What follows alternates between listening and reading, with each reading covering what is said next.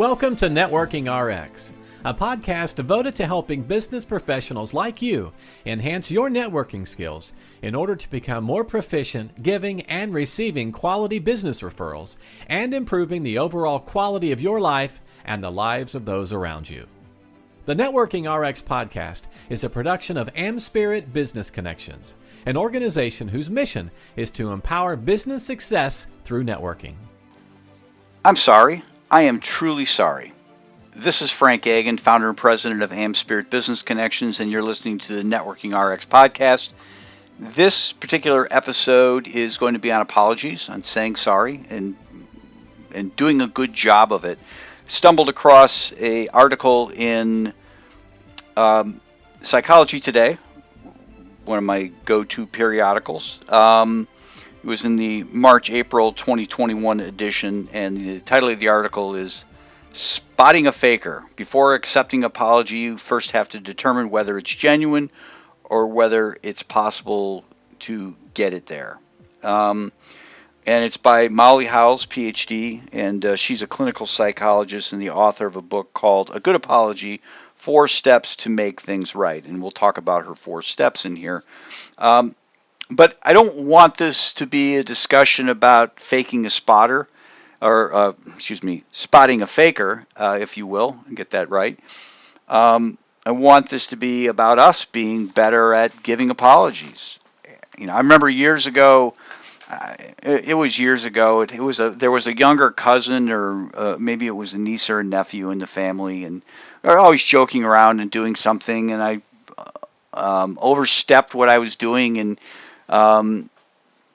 the niece or the nephew came up and slapped me, not on the face, but in the shoulder, something like that. And her mother was like, "Oh my gosh," and pulled her aside. And then the niece or the nephew, and again, I can't totally remember it, came up to me and said, "Well, I'm sorry, but I'm only saying I'm sorry because my mom told me to tell you I had to do so."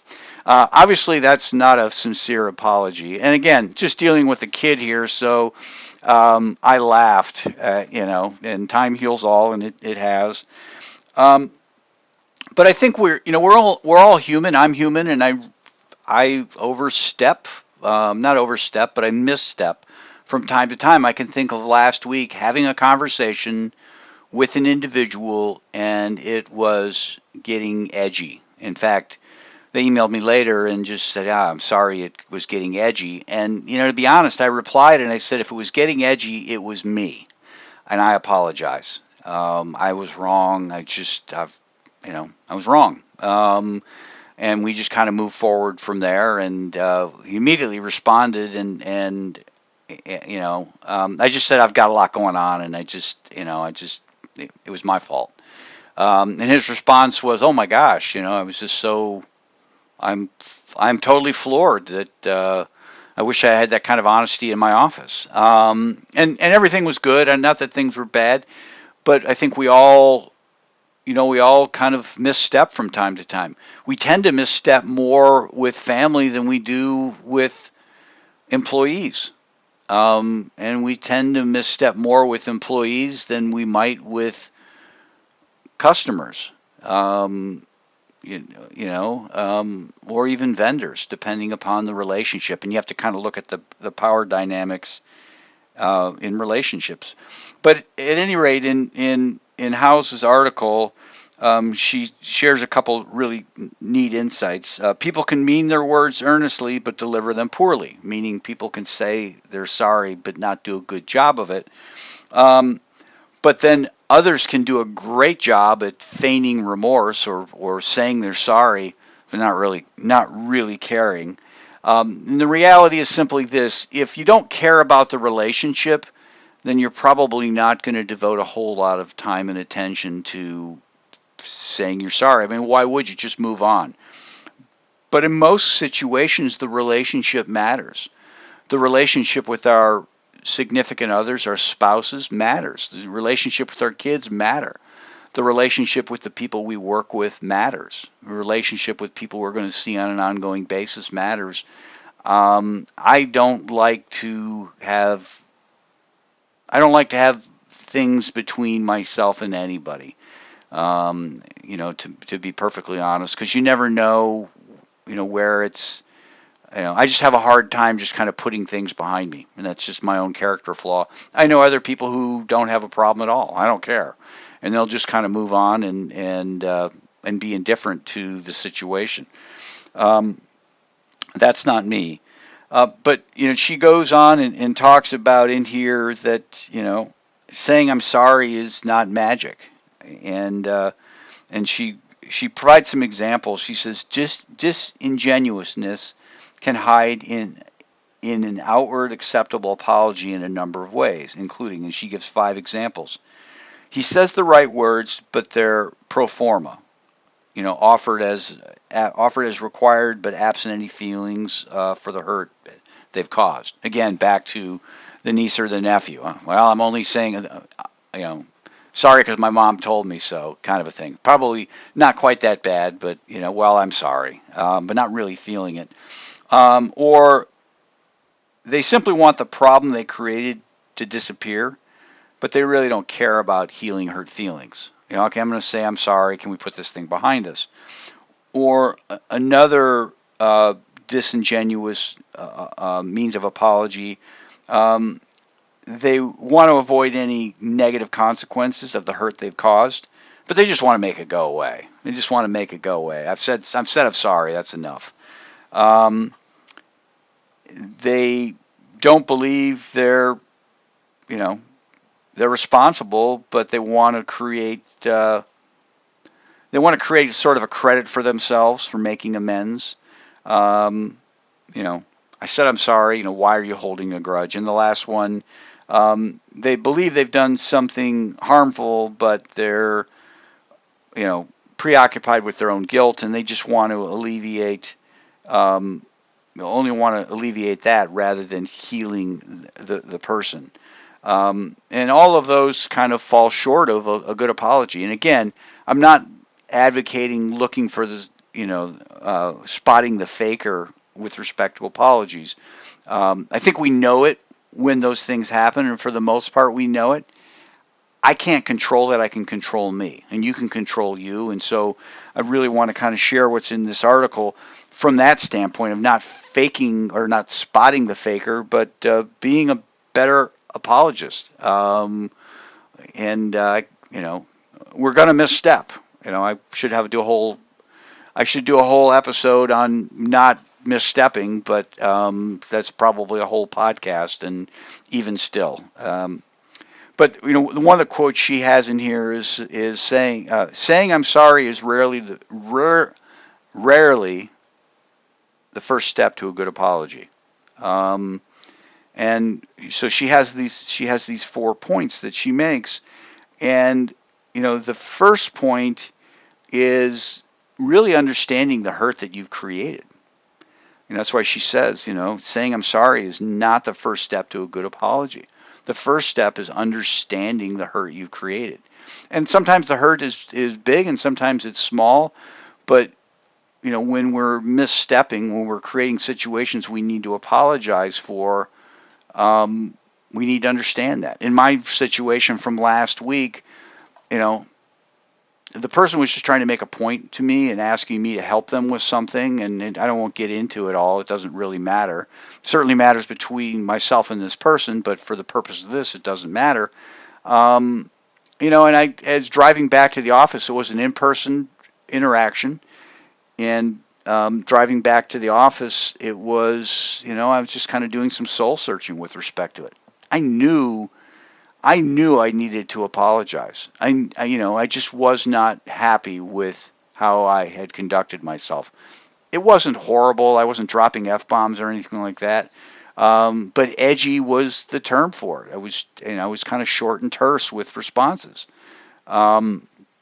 So I knew and really kind of thought, okay, what were they trying to accomplish? And they just wanted to be heard. They just needed a little bit of effort out of me is really what they wanted. And that came through in a number of emails back and forth. But that was the first step. And I think that's always the first step, is doing some soul searching and saying, okay, how might I have hurt this person? And again, if it doesn't matter, then it doesn't matter.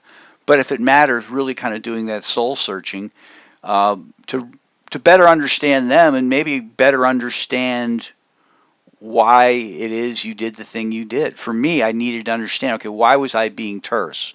For me, there were just a lot of things coming at me, and I just didn't need one more thing. Right or wrong, that's where it was at. Now, I wasn't going to come out and say that because that's, that's not something that's useful in that first step is kind of, it's not relevant. It's not relevant as to what I was going through necessarily. It's me determining where they're at and not where I'm at, because where I'm at doesn't matter. That's just me making an excuse. But that's the first step. It's just kind of understanding where they're at. The second step is to make a sincere statement of responsibility and empathy, apology. I screwed up. I screwed up.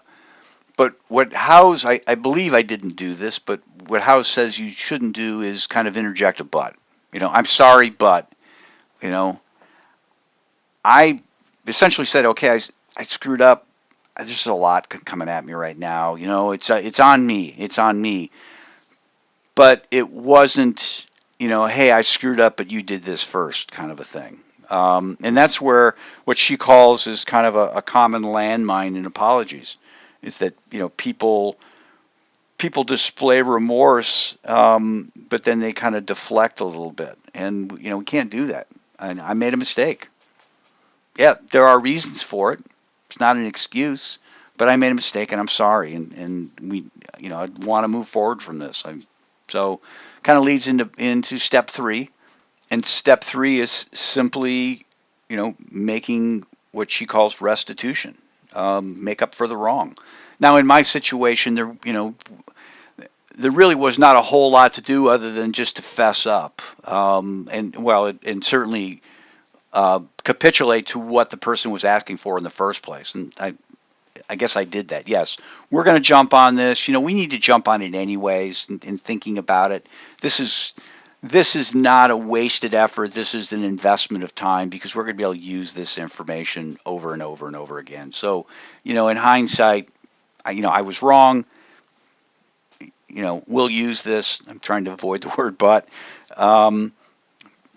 Essentially, just, saying, I'm going to do what you need done, And with respect to this personal situation, it was, we've had lots of interactions over the years, and it's kind of a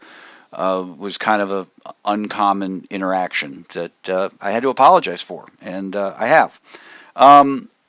Step 4 is making sure it doesn't happen again. Making that commitment. It's not going to happen again.